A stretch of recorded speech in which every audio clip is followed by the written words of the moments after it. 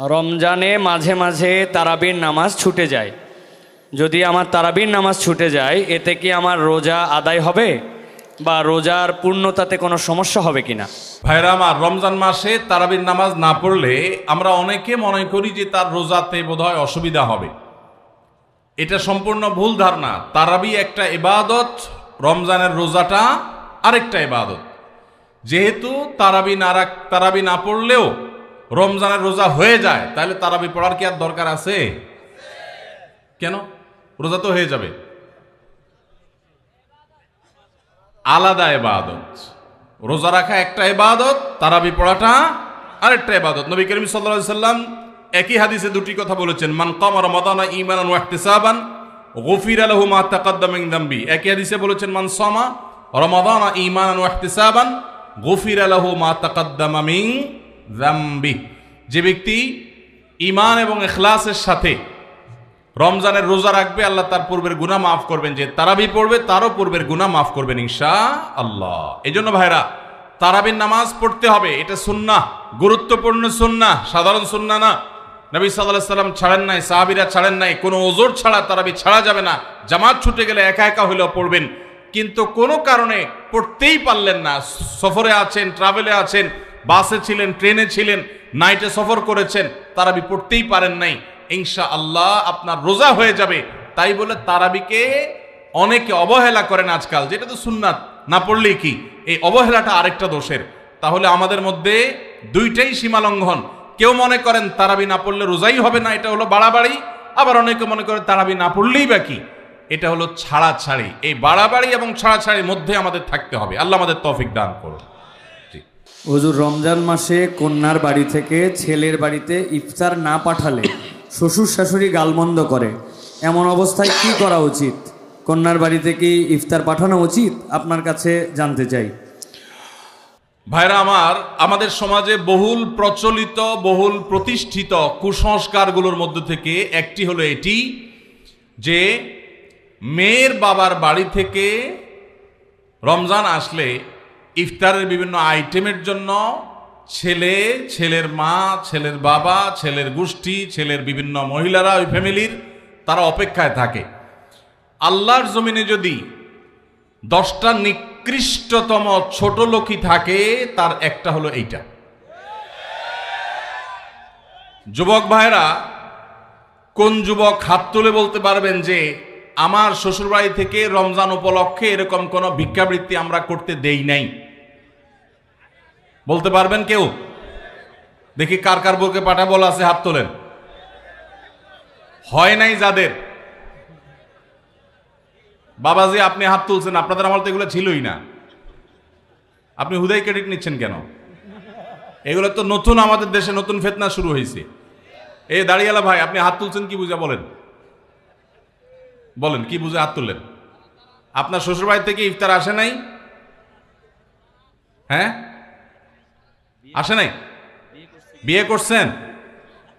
হ্যাঁ, বিয়ে করছেন, শ্বশুরবাড়ি থেকে ইফতার আসে নাই? গরিব তারা, মানে কারণ কি?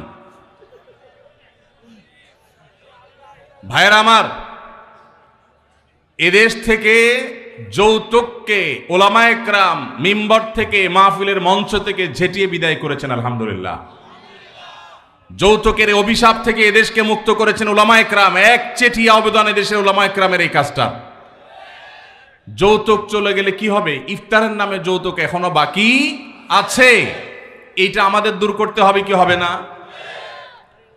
অনেক যুবক আছে, তারা বলে যে আমার শ্বশুরবাড়ির লোকেরা খুশি মনে দেয়। ভালো করে শুনে রাখেন, 2 নাম্বারের অপর নাম হলো এখন খুশি মনে দেওয়া। ঘুষখোর সেও বলে খুশি হয়ে দিস, যৌতুকখোর সেও বলে বেহিসাব খুশি হয়ে দিস। শুধু খুশি হয়ে না, জোর করেও দেয়। জোর করে দিবে না, কি করবে? তার মেয়েটা শান্তি দরকার তার। আপনি যদি বাপের বেটা হয়ে থাকেন, মুসলমানের সন্তান হয়ে থাকেন, বিনয়ের সাথে শাশুড়িকে বলবেন, শ্বশুরকে বলবেন, কোনো কিচ্ছু আমার এখানে পাঠাবেন না, পাঠালে আমি মনে কষ্ট পাবো, উল্টা পারলে আমি দিব। একটা কথা আমি সবসময় বলি ভাই, একটা মেয়েকে কষ্ট করে গর্ভধারণ করা, জন্মের পর থেকে নিয়ে তাদেরকে পড়ালেখা ভরণ পোষণ দিয়ে বড় করে যখন সে সার্বিকভাবে একজন পূর্ণাঙ্গ মানুষে পরিণত হয়েছে, সুশিক্ষিত হয়েছে, সুস্থ সবল হয়েছে, সুঠামদেহী হয়েছে, তখন তাকে ছেলে পক্ষের হাতে তুলে দেয়। সারা জীবন এই মহিলাটার পেছনে ইনভেস্ট করেছে কে? তার বাবা মা। আর ভোগ করছে কে? স্বামী এবং স্বামীর ফ্যামিলি। ঠিক না ভাই? ঠিক। পড়ালেখা করাইছে মেয়ের বাপ মা, ওই পড়ালেখা দিয়া, ওই শিক্ষা দিয়া স্বামীর ছেলে মেয়েকে সে পড়ালেখা করায়। ঠিক না ভাই? ঠিক। রান্না বাড়াটা শিখাইছে তার মা, ওই শিক্ষা দিয়ে রান্না বাড়া করে খাওয়ায় কারে? স্বামীকে, শ্বশুর শাশুড়িকে। ঠিক না ভাই? ঠিক।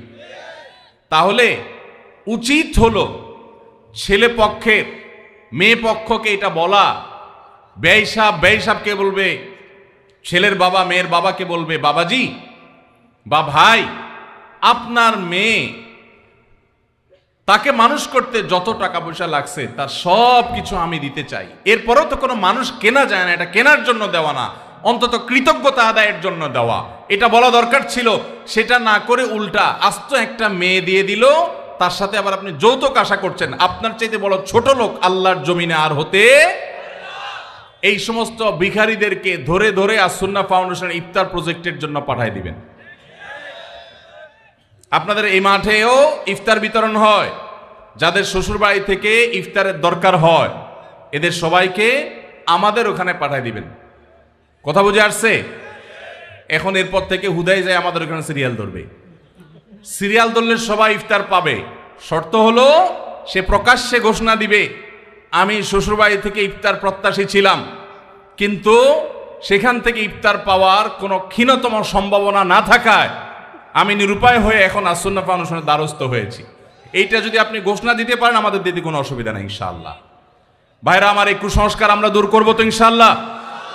খুশি মনে বলতে কোনো কিচ্ছু নাই। খবরদার, মেয়ে পক্ষ যদি ইফতার পাঠায়, ছেলে পক্ষ পাঠায় না কেন? মেয়ে পক্ষ যদি 2 আনা পাঠায়, ছেলে পক্ষ 4 আনা পাঠানো উচিত।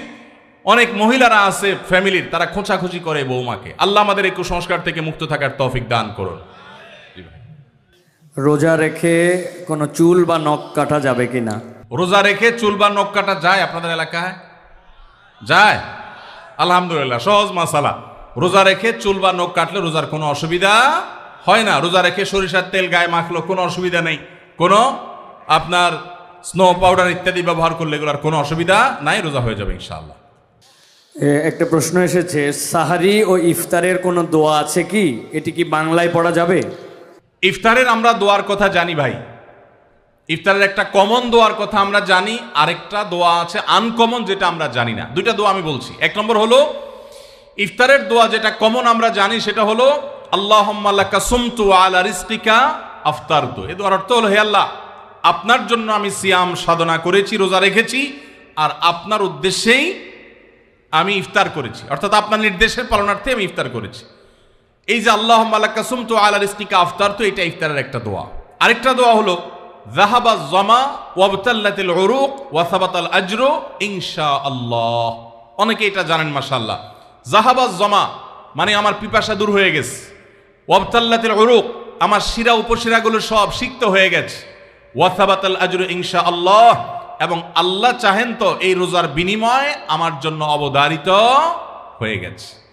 এই যে দোয়া ইফতারের, এটা কি ইফতারের আগে করবেন না মাঝখানে করবেন না শেষে করবেন? কি বলেন, ইফতারের আগে না শেষে? যারা যারা আগের পক্ষে তারা হাত তোলেন। মাশাআল্লাহ, বহু লোক। ভাইরা আমার, এই দোয়া ইফতারের পরে করবেন, আগে না। অনেকেই এই ভুলটা জানেন। অনেকে মনে করেন যে আগেই করতে হয়, আগে না। ইফতারের দোয়া কখন করবেন? ইফতারের শব্দের অর্থের দিকে খেয়াল করলে তো দেখতে পারেন, পিপাসা দূর হয়ে গেছে, শিরা উপশিরা সিক্ত হয়ে গেছে, এটা কি ইফতারের আগে হয় না পরে হয়? তাহলে আল্লাহুম্মা লাকা সুমতু আলা রিজকিকা আফতারতু, আল্লাহ তোমার জন্য রোজা রাখলাম, তোমার রিজিক দিয়ে ইফতার করলাম, এটাকে আগে না পরে? পরে। অতএব এটা ইফতারের পর। তাহলে ইফতারের শুরুতে কি পড়বেন? বিসমিল্লাহ। বিসমিল্লাহ বলে যে কোনো খাবার খান, ইফতারও খাবেন। ইফতার খেয়ে ফেলছেন, 2-4 লোকমা খেয়েছেন, একটু পানি খেজুর খেয়েছেন, তারপরে দোয়া পড়তে পারেন। আর চাইলে একদম শেষ করেও পড়তে পারেন। আর এটা নিজের ভাষায় পড়লে হয়ে যাবে, কিন্তু সুন্নাত হবে, বেশি উত্তম হবে নবীজির ভাষায় পড়তে পারলে, সরাসরি আরবি টেক্সটটা পড়তে পারলে। আল্লাহ আমাদেরকে তৌফিক দান করুন। রোজার নিয়ত কোনটি বা কিভাবে করব? নিয়ত পড়া কি রোজা রাখার জন্য জরুরি? নিয়ত তো সমস্ত ইবাদতের জন্য জরুরি, কিন্তু নিয়ত করা জরুরি, নিয়ত বলা জরুরি না। নিয়ত করা এক জিনিস আর নিয়ত বলা আরেক জিনিস। মুখে নিয়ত বলে আর অন্তরে নিয়ত করে, অন্তরে নিয়ত করে আর মুখে নিয়ত বলে। ইবাদতের মধ্যে নিয়ত করা ফরজ, রোজার জন্য নিয়ত ফরজ, নামাজের জন্য নিয়ত ফরজ, কিন্তু নিয়ত বলাটা ফরজ বা সুন্নত কোনোটাই না। আমরা যে রোজার নিয়ত শুনছি, নাওয়াইতু আন আসুমা গাদান, আছে না? বিভিন্ন আপনার ক্যালেন্ডারেও লেখা থাকে, ভিত্তিহীন। নবী করিম সাল্লাল্লাহু আলাইহি সাল্লামের কোন জয়ীফ জাল হাদিসেও এরকম রোজার কোন নিয়তের কথা কোথাও বর্ণিত হয় নাই। ইসলামের নামে নকল আমল করলে সওয়াব হবে না গুনাহ হবে? খবরদার। এই জন্য আমরা মেহেরবানি করে, আমি কি জন্য ভোর রাতে উঠছি? সারি খেতে উঠছি, সারি খেতে উঠছি মানে কালকে রোজা রাখবো, এটাই তো আমার নিয়ত। মনের ইচ্ছা আছে, ইন্টেনশন আছে, এটাই নিয়ত। মুখে আলাদা নিয়তের উচ্চারণ দরকার নাই। কাউকে কর্জে হাসানা হিসেবে টাকা ধার দিলে সেই টাকার কি জাকাত দিতে হবে? কারণ সেই টাকা কখন পাবো অনিশ্চিত। ভাইরা আমার, অনেক দরকারি একটা প্রশ্ন। আপনি কাউকে লোন দিয়েছেন, হাওলাত দিয়েছেন, কবে দিবে জানেন না, জাকাত দিতে হবে কি হবে না? উত্তর হলো, কোনো টাকাই জাকাত মুক্ত থাকবে না যদি সেটা নেসাবকে স্পর্শ করে। এখন ধরুন আপনি আমাকে 1 লাখ টাকা লোন দিয়েছেন, 1 লাখ টাকা কি নেসাব টাচ করে না করে না? করে। 85 গ্রাম রূপা কেনার মতো টাকা থাকলেই নেসাব হয়ে যায়। তো 1 লাখ টাকায় 85 গ্রামের বেশি রূপা কিনা যায়, অতএব এটা নেসাব। নেসাবের মধ্যে যেহেতু আছে, অতএব এই 1 লাখের জাকাত কাউকে না কাউকে দিতে হবে। এখন টাকাটা আমি লোন নিয়েছি আর উনি আমাকে লোন দিয়েছেন, এখন যদি বলেন যে আমার জাকাত দিতে হবে, তো আমি তো টাকার মালিকই না, টাকা তো ওনার। তো এই জন্য যিনি লোন দিবেন জাকাত তিনি দিবেন। এখন একটা প্রশ্ন হয়, ভাই এটা কোনো কথা হইল? বেচারা টাকা লোন দিছে, হাওলাত দিছে সওয়াবের আশা, আবার তার জাকাতও তার দেওয়া লাগবে, কেমন কথা? উত্তর হলো, ইমানদার লোন দিলে সওয়াব আছে না নাই? কিরকম সওয়াব ধারণা আছে? কে বলতে পারেন লোনের সওয়াব কি? কি সওয়াব বলেন তো? মাশাআল্লাহ মাশাআল্লাহ। এলাকায় মানুষ দেখা যায় বেশ কোরআন হাদিসের ইলম রাখেন। কোন কোন ক্ষেত্রে লোন বা হাওলাত দিলে, দান করলে যে পরিমাণ সওয়াব হয় তার চাইতে বেশি সওয়াব হয়। এখন এটা প্রশ্ন ওঠে, এটা আবার কেমনে? দান করে দেওয়া মানে তো একসাথে দিয়ে দেওয়া, লোন দেওয়া মানে তো দিলাম আবার নেওয়ার জন্য, তো সওয়াব আবার বেশি কিভাবে হয়? সেটার ব্যাখ্যা হলো, ধরেন ওনাকে আমি 10 টাকা দান করলাম, ওনার দান দরকার, কিন্তু ওনার দানটা কেন দরকার? উনি এই 10 টাকা দিয়ে একটা কলা খাবে, যেটা আসলে তার এমন কোনো আহামরি প্রয়োজন নাই, এটা না খাইলেও তার চলে, পেট ভরা আছে। এখন কলা খাইতে মন চাইছে, টাকা নাই, আমি 10 টাকা তারে সাদাকা করলাম, দান করলাম। এই দানের চাইতে ওনার দরকার হলো লোন, এমন লোন যে লোন দিয়া তার জীবন রক্ষা হবে, কঠিন কোনো কাজ হবে। এখানে এই দানের চাইতে এই লোন দিলে সেটা সওয়াব আল্লাহর কাছে বেশি হবে। আরো বিভিন্ন ব্যাখ্যা হাদিসের আছে। এই জন্য ভাইরা, লোন যে দিবে সে তো সওয়াব পাবে, বিধায় জাকাত দেওয়ার কারণে তার যে টাকা কমতেছে, এতে তার হারাবার কিচ্ছু নাই। এই জন্য তাকেই জাকাত দিয়ে যেতে হবে। এখন কথা হলো, পাওয়ার সম্ভাবনা নাই। যদি এমন হয় যে পাওয়ার সম্ভাবনা, তাহলে জাকাত আপনাকে এখন দিতে হবে না, একসাথে পাইলে যে ক বছরে জাকাত দেন নাই সেগুলো দিতে হবে। আর যদি কখনো না পান, তাহলে না দিলে কোনো গুনাহ হবে না। জি। একজন রোজাদারের জন্য রমজানের প্রতিটি দিনের আমলের রুটিন কি হবে? কিভাবে সে তার রোজা কাটাবে? মাশাআল্লাহ, আমাদের একটা নতুন বই বের হয়েছে এবার, সেটা হলো মাহে রমাদানের 27 আমল। এই যে বইটা একটা হাতের সামনেও আছে, মাশাআল্লাহ। এটা মূলত আমাদের একটা বক্তব্যের নির্যাস। এর আগে সোনাইমণিতে একটা বক্তব্যে আমরা মাহে রমজানের উপরে একটা গবেষণা করে 27টা আমল কোরআন হাদিসের আলোকে বের করেছি, সেটা উপস্থাপন করেছি, পরে এটাকে বই আকারে আনা হয়েছে। এখানে রমজানে আপনি কি কি করবেন তার সবগুলোর তালিকা দেওয়া আছে। অতএব এটার আলোকে আপনি আমল করতে পারেন, চাইলে ভিডিও বক্তব্যটা শুনে নিতে পারেন। একবার সকাল থেকে রাত পর্যন্ত একটা সুনির্দিষ্ট রুটিনের মধ্য দিয়ে কাটাবেন, আর কিচ্ছু করতে পারেন না পারেন, শুধু একটা কথা বলে যাই, রমজান মাসে ফরজ রোজা রেখে অন্তত কোনো প্রকার হারাম কাজ, গুনাহের কাজ করবেন না। বাস এটুকু যদি করতে পারেন ইনশাল্লাহ আপনার রমজান সাকসেস। চেষ্টা করা যাবে না ইনশাল্লাহ? একটা কাজ যদি করতে পারেন আপনার রমজান ইনশাল্লাহ সফল। সেটা হলো ফরজ রোজা রাখলেন, 5 ওয়াক্ত নামাজ তো ফরজ পড়বেনই, ফরজ কাজগুলো করলেন আর গুনাহ থেকে বেঁচে থাকলেন। কোনো হারাম কাজ করলেন না, ঝগড়াঝাটি করলেন না, মিথ্যা বললেন না, চগলখড়ি করলেন না, গীবত করলেন না, কাউকে ঠকাইলেন না, 2 নম্বর কাজ করলেন না। এই গুনাহমুক্ত যদি রমজান কাটাইতে পারেন আপনার রমজান সাধনা সার্থক ইনশাআল্লাহ। আল্লাহ তৌফিক দান। রমাদানে কখন দোয়া করলে দোয়া কবুল হয়? রমাদানে কি দোয়া কবুলের আলাদা কোনো সময় আছে কিনা? রমাদানে কখন দোয়া করলে দোয়া কবুল হয় ভাইরা? নবী সাল্লাল্লাহু আলাইহি সাল্লাম বলেছেন সালাতুন লা তুরাদ্দু দাওয়াতুহুম, 3 ব্যক্তির দোয়া ফেরত দেওয়া হয় না। এর ভিতরে এক ব্যক্তি হলেন ওই ব্যক্তি যেই ব্যক্তিকে আল্লাহ তাআলা রোজা রাখার তৌফিক দিয়েছেন। as-সাইমু হাত্তা ইফতির, ইফতার রাখ পর্যন্ত রোজাদারের দোয়া কবুল হয়। কিন্তু স্পেশালি ইফতারের আগের টাইমটা দোয়া কবুল হয়, যে টাইমে আমরা ছোলা মুড়ি মিশানোতে ব্যস্ত থাকি, ওই টাইমটাতে দোয়া কবুল হয়। এই জন্য ছোলা মুড়ি যা মেশানো দরকার আগে মিশায়া সূর্য ডুবার আগে 10-15টা মিনিট মনোযোগ দিয়ে দোয়া করবেন ইনশাআল্লাহ। রমাদানে কিভাবে আল্লাহর কাছ থেকে ক্ষমা পাবো? গুনাহ মাফের সবচেয়ে বড় মাধ্যম কি?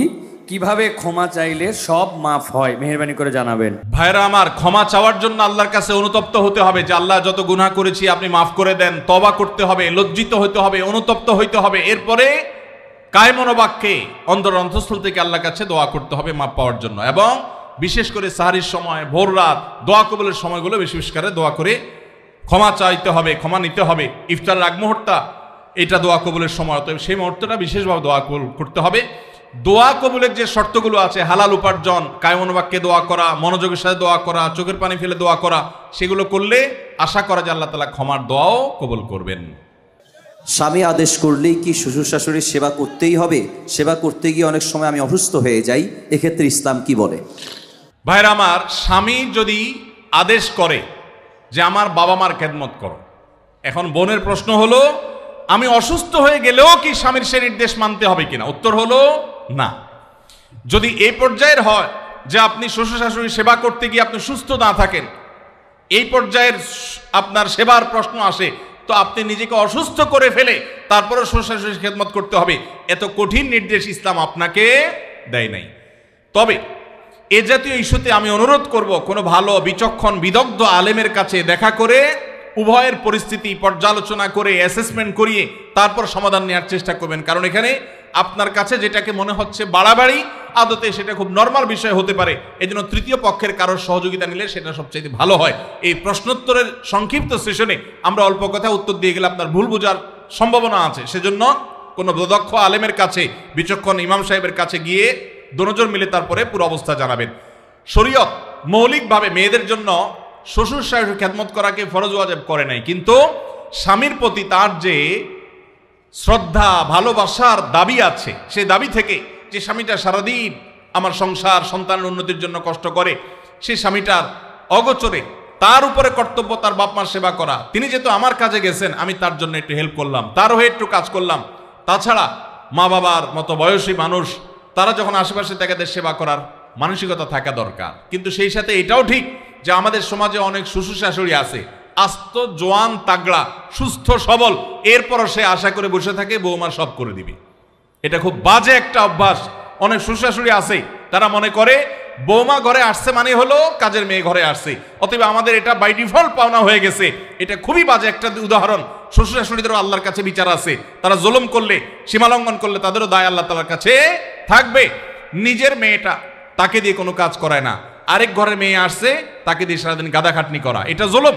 অতএব জুলুমও করা যাবে না, আবার বোনরা শ্বশুর শাশুড়িদেরকে ইগনোরও করবেন না। আল্লাহ তাআলা আমাদেরকে আল্লাহর নির্দেশকে যথাযোগ্যভাবে মানার তৌফিক দান করুন। বেনামাজি মানুষ মৃত ব্যক্তিকে গোসল করাতে পারবে কিনা?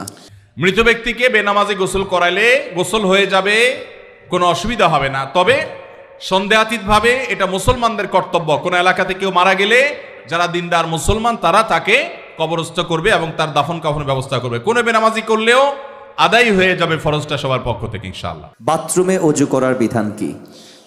একটা মোস্ট কমন প্রশ্ন, বাথরুমে ওযু করার বিধান কি? ভাইরা আমার, বাথরুমের ভেতরে কমোড বা প্যান, এটার সাথে আপনার ওযুর যে টেপ বা বেসিন, এটার যদি কোনো পার্থক্য না থাকে, অর্থাৎ মাঝখানে কোনো আড়াল বা ব্যবধান না থাকে, তাহলে এই জায়গায় অজু না করে অজুটা বাহিরে কোনো ট্যাপে করা উত্তম। কেন? কারণ অজুর একটা গুরুত্বপূর্ণ সুন্নাহ হলো বিসমিল্লাহ পাঠ করা। টয়লেটের মধ্যে বিসমিল্লাহ পাঠ করাটা মাকরুহ। টয়লেটে বিসমিল্লাহ পাঠ করা কি মাকরুহ? যেহেতু মাকরুহ, অতএব হয় আপনি বিসমিল্লাহ ছাড়া অজু করবেন, তাহলে অজুটা একটু ত্রুটিপূর্ণ হলো, আর না হলে বিসমিল্লাহ জোরে পড়বেন, তাহলে আপনি মাকরুহ করলেন। এই জন্য বাথরুমের বাইরে বিসমিল্লাহ পড়ে অজু করবেন। পাও ধোয়াটা বেসিনে ধোয়ার ব্যবস্থা নাই, ভেতরে যায় ধুলেন, বাস, তাহলে হয়ে গেল। আর যদি বাহিরে কোনো বেসিন না থাকে, কোনো টেপ না থাকে, তাহলে টয়লেটের ভিতরেই অজু করতে পারবেন, কিন্তু বিসমিল্লাহটা মনে মনে বলবেন।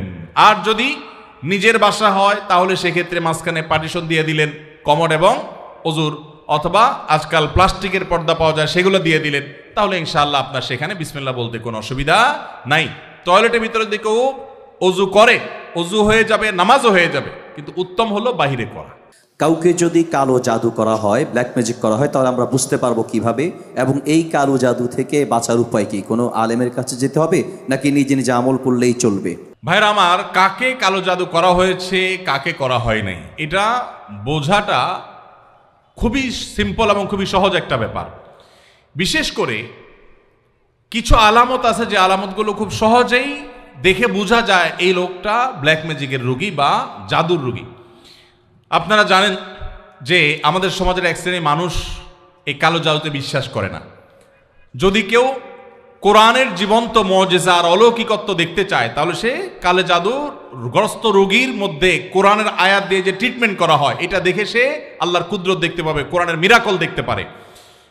তো কালো জাদু এটা কোনো মানুষকে আক্রান্ত করলে সচরাচর সাধারণত কোনো ওষুধে কোনো কাজ হয় না, কোনো চেক আপে কোনো রোগ ধরা পড়ে না, দিন দিন অসুস্থ হয়ে যায়, খুব ভয়ঙ্কর একটা পর্যায়ে চলে যায়। একটি বর্ণনা আছে, কালো জাদু এটা মানুষকে কবর পর্যন্ত আর ওঁটকে পাতিল পর্যন্ত নিয়ে যায়, তার মানে শেষ করে ফেলে দেয়, নানা রকমের ক্ষতিগ্রস্ত মানুষকে করে। এবং আজকাল আপনারা দেখেছেন অনেকেই বিভিন্ন ফুটবল টিমের ভালো ভালো খেলোয়াড়দেরকে কালো জাদু করা হয়, এবং এগুলো নিয়ে ইন্টারন্যাশনাল মিডিয়াগুলোতে বেশ ফলাও করে আপনার নিউজ প্রকাশ করা হয়, এবং সমস্ত দুনিয়াতে মানুষের কাছে ওপেন সিক্রেট এখন যে বড় বড় খেলোয়াড়দেরকে ব্ল্যাক ম্যাজিক করা হয়, এবং সেটার যে প্রভাব হয় সেটাও মানুষের কাছে দিনের আলো মতো পরিষ্কার। তাহলে আমার বুঝতে অসুবিধা কোথায়? বরং কোরআন যেটার কথা বলেছে সেটা বাস্তবায়ন দেখতে পেরে আমার ঈমান আরো বেড়ে যাওয়ার কথা। কিছু মানুষ আছে যে কোনো রোগ ধরা পড়ে না, কিন্তু অসুস্থ হয়ে যাচ্ছেন, অস্বাভাবিক পর্যায়ে হয়ে যাচ্ছেন, এরকম বিষয়গুলো কালো জাদুর আক্রান্ত হওয়ার আশঙ্কা অনেক বেশি। ঠিক একইভাবে অনেকের অতিরিক্ত হাই আসে, সীমাতিরিক্ত হাই আসে। হাই তোলাটা কিছু একটা লিমিটেশন আছে, যে এই পর্যন্ত হাই তোলা এটা স্বাভাবিক, কিন্তু যখন অস্বাভাবিক পর্যায়ে পর্যন্ত চলে যাবে, তখন সেটা কোনো কোনো ক্ষেত্রে ব্ল্যাক ম্যাজিকের রোগী হওয়ার আলামত থাকে। দিন দিন শুকায় যাওয়া, নানা রকমের পরিস্থিতি আছে। সবচেয়ে বড় পরীক্ষা করার উপায় হলো সূরা বাকারা সহ বিভিন্ন রুকিয়ার অ্যাপস চালু করে দিলে, ভিডিও চালু করে দিলে, তেলাওয়াত চালু করে দিলে, যদি এটা শোনার পরে অস্থির হয়, পেরেশান হয়, তাহলে এই লোকটার মধ্যে কালো জাদুর আশঙ্কা অনেক জোরালো, যে সে সহ্য করতে পারে না তেলাওয়াত। একজন সাধারণ মানুষ, মুসলমান সহ্য করে, কিন্তু সে তেলাওয়াত বন্ধ করতে পারে, আজান সহ্য করতে পারে না। এরকম বিষয়গুলো সাধারণত ব্ল্যাক ম্যাজিক কাউকে করা হয়েছে তার একটা আলামত হয়। সবচেয়ে ভালো হয় ভালো কোনো রাকির কাছে গেলে তারা এটাকে অ্যাসেসমেন্ট করতে পারে বিভিন্নভাবে, এবং ধরা পড়ে যে তার কালো জাদু হয়েছে কি হয় নাই। আজকাল এই আপনার রাকিদের নামে অনেক লোকজন আছে যারা কবিরাজি করে, উল্টাপাল্টা পদ্ধতি করে, ভালো মানুষও কালো জাদুর রোগী বানায় দেয়। অনেকে আছে নাম, বাপের নাম বললে বলে দেয় যে জাদু করছে কি করছে না, এগুলো সবই বোগাস, এবং এগুলো কোনো সঠিক পদ্ধতি না। আমার পরিচিত একজন বলল যে আমার এক দাদা বহু আগে মারা গেছেন, তো এরকম এক কবিরাজের কাছে যাই বললাম আমার দাদার নামে এটা, তার বাপের নামে এটা, দেখেন তো তার কোনো জাদু টাদু আছে কিনা। বলে হায় হায় রে, শেষ করে ফেলছি, তো আর বেশি দিন বাঁচবে না, অথচ উনি মরে শেষ। তো এরকম বন্ডামি ভাওতাবাজিও আছে। এই জন্য যারা কোরআন হাদিসের আলোকে রুকিয়া করে, ঝাড়ফুঁক করে, এরকম মানুষদের শরণাপন্ন হবেন। এই সমস্ত প্রশ্ন উত্তর দেওয়ার কারণে আমার কাছে সব ঝাড়ফুঁক নিতে আসে। আমি কোনো রাখি না ভাই, আমি নিজে অন্যদের কাছে ঝাড়ফুঁকের আমলটা নিতে হয়, অ্যাডভাইসটা নিতে হয়। ভাইয়ের আমার মনে হয় শেষ করা দরকার নাকি? আচ্ছা, শেষটা বলেন। একজন দুইটা প্রশ্ন করছেন। এক প্রশ্ন হচ্ছে, স্বামীর কথা শোনাটা যতটা জরুরি, স্ত্রীর কথা শোনাটা কি ততটা জরুরি নয়? স্বামীর কথা যতটা শুনবেন, স্ত্রীর কথাটাও কি ততটা শুনবেন কিনা? দেখুন, পৃথিবীতে ফ্যামিলি ব্যবস্থাপনা ইসলামে একটা আছে, আর এর বাইরে পশ্চিমাদের আরেকটা আছে। দুইটা সিস্টেম। ইসলামের ফ্যামিলি ব্যবস্থাপনা হলো আল্লাহ তাআলা কোরআনে পরিষ্কারভাবে নির্দেশ করেছেন, আর রিজালু কাওয়ামুনা আলান নিসা। পুরুষদেরকে আল্লাহ রাব্বুল আলামিন নারীদের উপরে দায়িত্বশীল করেছেন, তাদেরকে আল্লাহ তাআলা অভিভাবক বানিয়েছেন। এখন যদি কেউ নারী এবং পুরুষকে সমান সমান করতে চায়, তাহলে তার পরিণতি কি হতে পারে পশ্চিমের দিকে তাকালে বুঝতে পারবেন। ভাইরা আমার, একটা ছোট্ট মুদি দোকানও যদি আপনি চালাইতে হয়, একজন মালিক আর একজন শ্রমিক বা কর্মচারী থাকা লাগে কি লাগে না? দুইজনই মালিক, সমান সমান শেয়ার, দুজনই দোকানটা পরিচালনা করে, দোকানটা ঠিক মতো চলবে? কারণ সকাল বিকাল গন্ডগোল বাঁধবে, ঠিক না বেঠিক? এভাবে কোনো দোকান যদি না চলে, তাহলে একটা সংসার কখনো সুষ্ঠুভাবে চলতে আপনি কাউকে না কাউকে অভিভাবক মানতেই হবে। হ্যাঁ, এর মানে এই না যে অভিভাবক যা খুশি তা করতে পারে, জুলুম করতে পারে, অন্যায় নির্দেশ দিলেও সে অধিকার আছে, সেটা ইসলাম বলে না, কখনো বলে না। ভাইরা আমার, আজকের পৃথিবী নারীদেরকে সমান অধিকার দিতে বলে, ইসলাম ন্যায্য অধিকার দিতে বলে। ইসলাম কি দিতে বলে? সমান দিলে সবসময় সমতা হয় না, ন্যায্য দিলে সবসময় সমতা, ন্যায্যতা, যেটা যৌক্তিকতা, সেটাই হয়। আল্লাহ আমাদেরকে বুঝার তৌফিক দান করুন। মা বোনরা যদি যৌক্তিক কোনো আবদার, চাহিদা পেশ করেন, সেটা স্বামী কখনো কখনো শুনতে বাধ্য, যদি সেটা তার অধিকারের বিষয় হয়, আর কখনো কখনো বাধ্য না হলেও স্বামীকে আল্লাহ তাআলা উদ্বুদ্ধ করেছেন। নবী করিম সাল্লাল্লাহু আলাইহি সাল্লাম তার স্ত্রী আমাদের মা আয়েশা রাদিয়াল্লাহু তাআলা আনহাকে খেলা দেখতে নিয়ে গেছেন। আম্মা জান আয়েশা রাদিয়াল্লাহু তাআলা আনহা এই হাদিস বর্ণনা করার পরে বলেছেন, ফাকদুরু কদরাল জারিয়াতিল হাদিসাতি সিন্নি আল হারিসাতি আলাল্লাহ হবে। ও দুনিয়ার পুরুষেরা, যুবকেরা, স্বামীরা, শুনে রাখো, আল্লাহর নবী সাল্লাল্লাহু আলাইহি সাল্লাম নবী হওয়ার পরও, এত ব্যস্ত মানুষ হওয়ার পরও, তিনি তার স্ত্রী হিসেবে আমি যখন তার কাছে খেলা দেখতে চেয়েছি, তিনি নিয়ে গেছেন। যতক্ষণ পর্যন্ত আমি নিজে বিরক্ত হয়ে উঠে না আসি, ততক্ষণ পর্যন্ত নবী সাল্লাল্লাহু আলাইহি সাল্লাম বসেছিলেন, আমাকে নিয়ে আসেন নাই, বলেন নাই আয়েশা চলো আর কত দেখবা, এটা বলেন নাই। অতএব তোমরা তোমাদের কম বয়স্ক যে সমস্ত স্ত্রীগণ আছেন, তাদের বিনোদনের প্রতি, আনন্দের প্রতি তোমরা খেয়াল রাখবে, এটা আম্মা জান আয়েশা বলেছেন। তাহলে বোঝা গেল, স্ত্রী যদি কিছু চায়, সেটা পূরণ করবার জন্য স্বামী যথাযোগ্য চেষ্টা করবেন, যদি অন্যায্য না হয়, অন্যায় না হয়, অযৌক্তিক চাওয়া না হয়। কিন্তু এর মানে এই না যে ইসলাম সবাইকে সমান অধিকার দিয়েছে, সমান অধিকার দিলে মারামারি ছাড়া কিচ্ছু হবে না। পশ্চিমে যান, কোনো সংসার বলতে কিচ্ছু নাই। গত সপ্তাহের কথা, নিউজিল্যান্ডের একটা শহরে, অকল্যান্ডে, আমাদের এক প্রবাসী বাংলাদেশি ভাই বুয়েটিয়ান, ওনার বাসায় উনি নিয়ে গেলেন ফজর নামাজ পড়ে, মসজিদ থেকে পাশে ওনার বাসা। তো ওনার বাসায় গিয়ে আমি একটু আশপাশে কিছু গাছ টাছ দেখলাম, দেখে বের হচ্ছি। উনি আমাকে দুটা জিনিস দেখালেন। এক হলো বললেন যে ভাই, আপনি যে সবজি চাষ করেন ঢাকায়, ওই ভিডিও দেখার পর আমার ওয়াইফের চাপে আমি এই যে লাউ গাছ লাগাইছি, সেই লাউ গায়ে অনেক লাউ ধরছে। চিন্তা করলাম, আমরা কাজ করছি এখানে 11,500 কিলোমিটার দূরে, আমল হয়েছে আলহামদুলিল্লাহ 11,500 কিলোমিটার দূরে। তো তার একজন প্রতিবেশী, বৃদ্ধ, বয়স 65 থেকে 70 হবে, এই ভদ্রলোকের সাথে আমার পরিচয় করায় বললেন যে আমার নেইবর, আমার প্রতিবেশী। তো আমি বললাম যে তার বাসা যে শুনশান নীরব, ব্যাপার কি? তো বলে যে তার বাসায় কেউ নাই, তার কোনো ফ্যামিলির সদস্য নাই, 20 বছর সে এই বাসাতে আছে, কোনো সদস্য নেই, বয়স 65 থেকে 70, গায়ে দেখি যে ময়লা আবর্জনা লেগে আছে, ভোরবেলা কোত্থেকে কাজ করে আসছে, পরিশ্রম করে খায় দায়। আমি অবাক হয়ে গেলাম। আমাদের দেশে একজন বৃদ্ধ মানুষ 20 বছর ধরে একা একা তিনি উপার্জন করে চলতে হয়, তার দেখভাল করার কেউ নাই, এটা কি কল্পনা করা যায়? আপনি যদি ট্রাভেল করেন সারা দুনিয়াতে দেখবেন বৃদ্ধ বৃদ্ধ মহিলা 60, 65, 70, 80 বছর একা একা ট্রাভেল করছে, কেউ তাদের সাথে নাই। ইসলাম যে পরিবার ব্যবস্থাপনা রেখেছে, এটার উপরে পোদ্দারি করতে গিয়ে গোটা পৃথিবীর বেশিরভাগ দেশগুলো নিঃস্ব হয়ে গেছে। অতএব আমরা যারা আল্লাহর বিধানের সাথে পাল্লা দিতে যাব, তাদের গোল্লায় যাওয়া ছাড়া কোনো উপায় থাকবে না।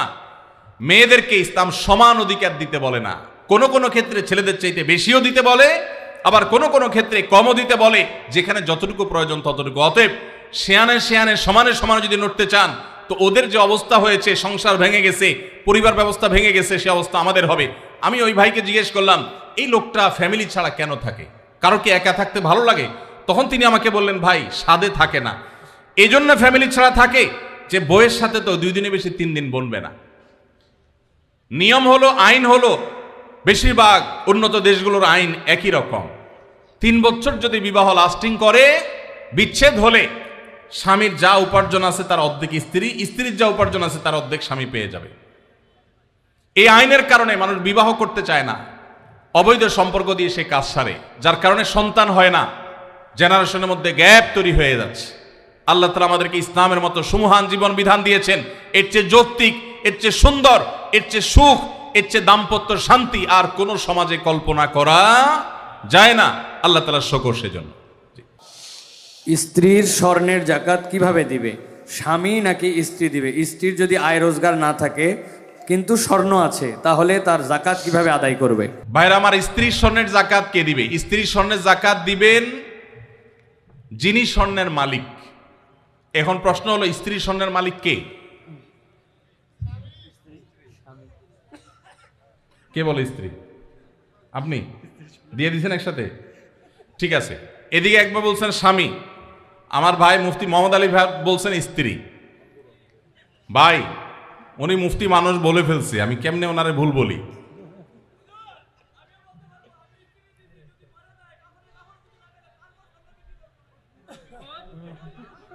মাশাআল্লাহ মাশাআল্লাহ, আমার পক্ষে লোক আছে।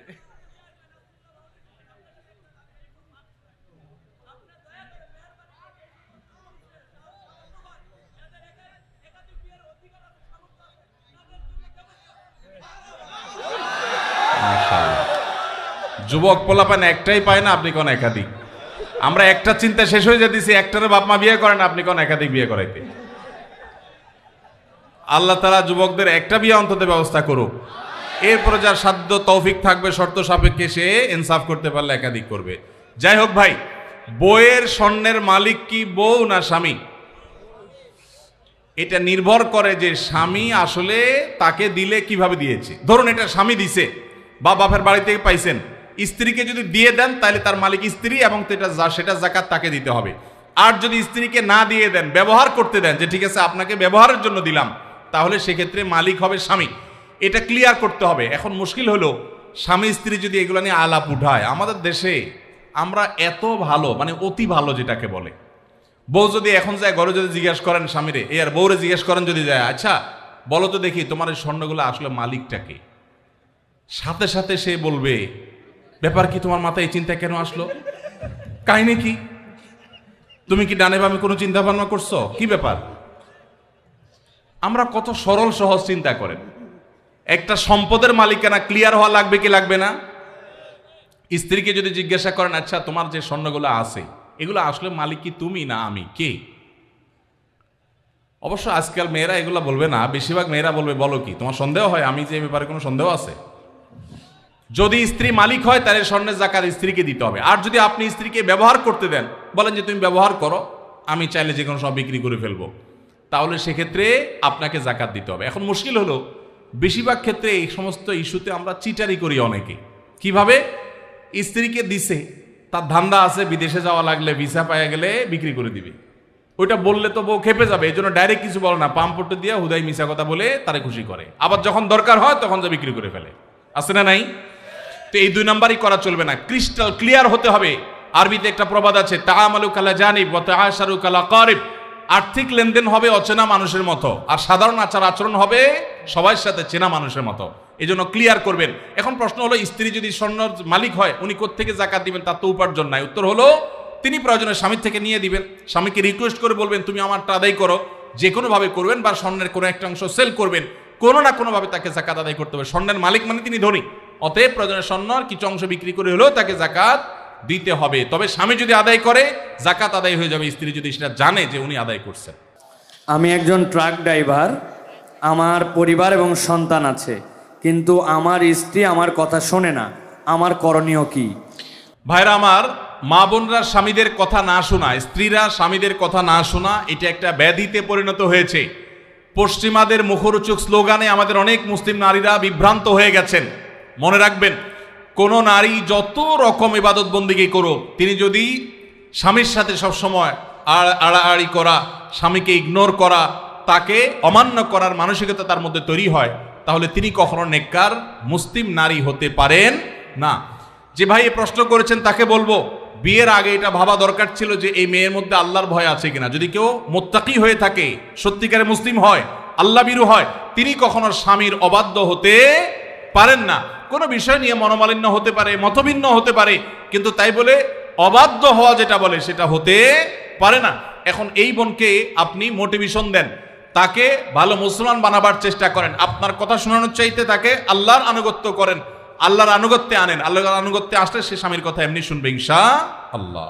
পরিচিত এক হিন্দু বোনের প্রশ্ন, যে সন্তানটা মুসলিম বাবা মার ঘরে জন্ম হয় সে সাধারণত মুসলিম হিসেবে জীবন অতিবাহিত করে, আর যে সন্তান হিন্দু বাবা মার ঘরে জন্ম নেয় সে সনাতনী ধর্মে দীক্ষিত হয়। এতে মানুষের তো কোনো হাত নেই, স্রষ্টার চাওয়াতেই তো সে হিন্দু ঘরে জন্ম নিয়েছে। মুসলমান না হলে তাকে কেন জাহান্নামে যেতে হবে? তার জন্য ধর্মান্তরিত হওয়া কি সহজ কথা? ঠিকানা দেবিদ্বার, কুমিল্লা।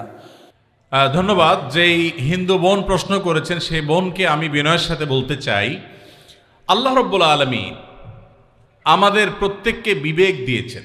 যাকে আল্লাহ বিবেক দেন নাই, যিনি মানসিকভাবে সুস্থ নন, সেই লোকটা এই জবাবদিহিতার আওতায় নাই। আল্লাহ যাকে সুস্থ বিবেক দিয়েছেন তাকে তার বিবেক সত্যের প্রতি অনুসন্ধান করার, সত্যের পথ খুঁজে বের করার শক্তি সামর্থ্য দিয়েছেন। এটা ঠিক যে মুসলিম পরিবারে জন্মগ্রহণ করার কারণে একজন শিশু একটা অ্যাডভান্টেজ পায় ইসলাম গ্রহণ করবার জন্য। একজন শিশু তিনি অন্য ধর্মাবলম্বী মা বাবার ঘরে জন্মগ্রহণ করার ফলে সে এই অ্যাডভান্টেজটা পায় না, এটা ঠিক। কিন্তু আল্লাহ যে তাকে বিবেক বুদ্ধি দিয়েছেন, সেই বিবেক বুদ্ধি খরচ করা তার কর্তব্য। তার কাছে ইসলামের দাওয়াত যদি পৌঁছে থাকে, ইসলাম যে একমাত্র সত্য ধর্ম, সেই আহ্বান যদি পৌঁছে থাকে, আল্লাহ কোরআনে বলেছেন ইন্নাদ-দীন ইনদাল্লাহিল ইসলাম, ইসলাম হলে আল্লাহর কাছে একমাত্র মনোনীত দিন। আল্লাহ বলেছেন ওমান ইয়াবতাগি গায়রাল ইসলামি দীনান ফালান ইউকবালা মিনহু, যে ব্যক্তি ইসলাম ছাড়া অন্য কোনো ধর্মকে দিন হিসাবে গ্রহণ করবে সেটা আল্লাহর কাছে অ্যাকসেপ্ট হবে না। এই যে অ্যাকসেপ্টেড হবে না দিন ছাড়া, অন্য ইসলাম ছাড়া অন্য কোনো কিছু, এই দাওয়াত পৌঁছার পর তার দায়িত্ব হয় তার বিবেককে খরচ করা, এটা আসলেই সত্য দিন কিনা সেটা অনুসন্ধান করা। সে এতটুকু যদি না করে তাহলে সে তো আল্লাহর কাছে দায়ী হবে। হ্যাঁ, যেটা আপনি বলেছেন যে অমুসলিম পরিবারে জন্মগ্রহণ করে ইসলাম গ্রহণ করা কি সহজ কাজ? না, সহজ কাজ না, কঠিন কাজ। আর এই কঠিন কাজের জন্যই তো তার বিনিময় এত বেশি যে সে যত পাপ করেছে আল্লাহ তাআলা এই কঠিন কাজটা করার কারণে তার সব মাফ করে দিবে। আল ইসলামু ইয়াহদিমু মা কানা ক্বাবলাহু, ইসলামের আগে সবগুলো আল্লাহ তাআলা মাফ করে দিবেন, কারণ সেই কঠিন কাজটা করেছে।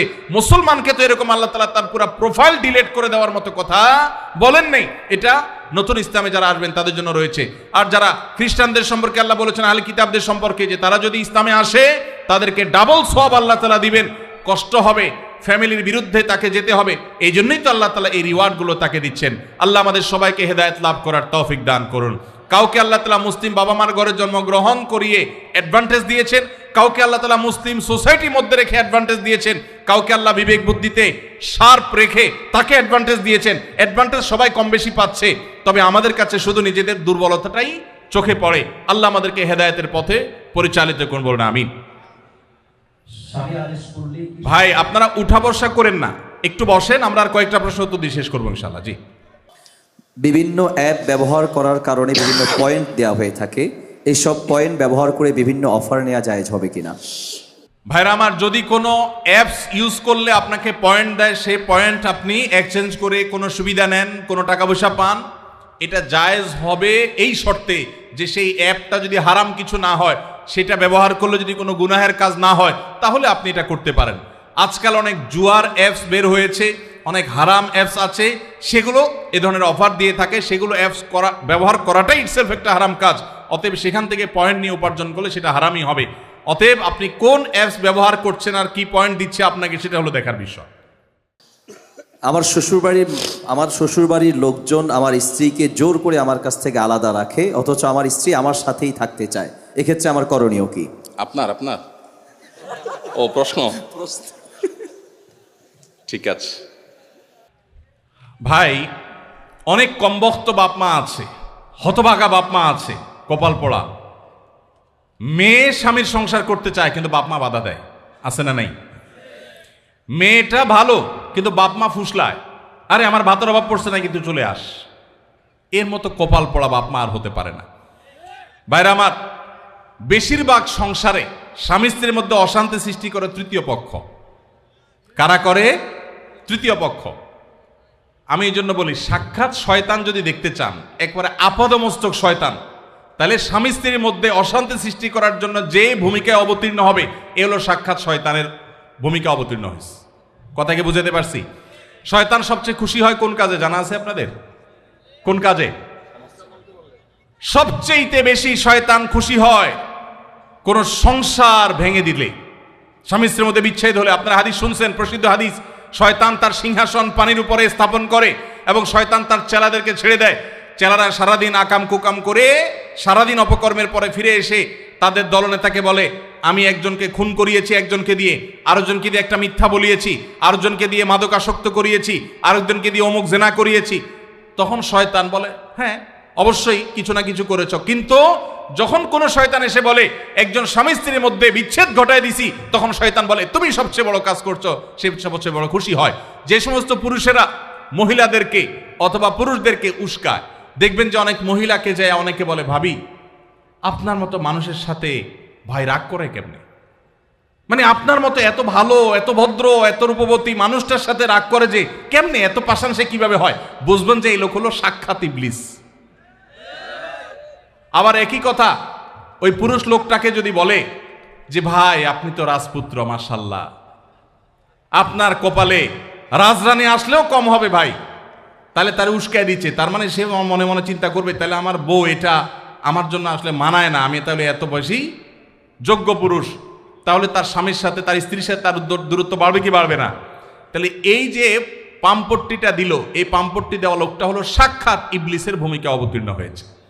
অতএব খবরদার, স্বামী স্ত্রীর মধ্যকার অশান্তি সৃষ্টি করার জন্য কেউ তৃতীয় পক্ষের ভূমিকা রাখবেন না। এমন কি সেটা যদি বাপমাও যদি হয়, সে বাপমা আল্লাহর কাঠগড়ার আসামি হবেন। বহু ছেলেদের বাপ আছেন, ছেলেদের মা আছেন, শ্বশুর শাশুড়ি আছেন, বৌমার ব্যাপারে ছেলের কান ভারী করে দেয়, আছে না নেই? ছেলেটা থাকে বিদেশ, তার কানটা ঝালাফালা করে দেয়। এরা সবাই কিয়ামতের ময়দানে আল্লাহর কাছে আসামি হবে। খবরদার, এরকম কোনো ষড়যন্ত্র করা যাবে না। চেষ্টা করতে হবে স্বামী স্ত্রীর মধ্যে মনোমালিন্য হলে সেটাকে আরো দূর করে দিতে হবে, সেটা আরো দূর করে দিতে হবে। আল্লাহ আমাদেরকে তৌফিক দান করুন। মসজিদের ইমাম সাহেবরা যারা আছেন, ফ্যামিলি কাউন্সিলিং করবেন। এলাকাতে কোথায় স্বামী স্ত্রীর সাথে মনোমালিন্য চলছে, তাদের মধ্যে সালিসি করবেন, তৃতীয় পক্ষ হয়ে মিলাবার চেষ্টা করবেন, ভাঙার চেষ্টা করবেন না। আল্লাহ আমাদেরকে তৌফিক দান করুন। যে মা বাপ তার মেয়েকে ফুসলাচ্ছে স্বামী সংসার না করার জন্য, যৌক্তিক শরঈ কোনো কারণ ছাড়া যদি এটা করেন, তারা কবিরা গুনাহে লিপ্ত হোক। তারা মা বাপ সন্তানকে তারা আল্লাহর নির্দেশ থেকে বাহিরে তারা নিতে চাচ্ছে। ফ্যামিলি ব্যবস্থাপনা এবং দাম্পত্য জীবনের সুখ শান্তি ইসলামে খুবই গুরুত্বপূর্ণ বিষয়। আল্লাহ তাআলা আমাদেরকে বোঝার তৌফিক দান করুন। ভাইরা আমার, আলহামদুলিল্লাহ দীর্ঘ সময় পর্যন্ত আপনারা অনেক কথা শুনেছেন, আর অনেক প্রশ্ন আমার কাছে ছিল। এই প্রশ্নের উত্তর ইনশাআল্লাহ বিদিল্লাহ আমরা অন্য কোথাও, বগুড়াতে পরশুদিন আমাদের প্রোগ্রাম আছে ইনশাআল্লাহ, সেখানে আমরা সর্বশেষ এবছরের প্রোগ্রাম ইনশাআল্লাহ, সেখানে আমরা উত্তর দেওয়ার চেষ্টা করব। আমরা যে সমস্ত কথা শুনলাম, জানলাম, বুঝলাম, আল্লাহ আমাদের সবাইকে আমল করার তৌফিক দান করুন।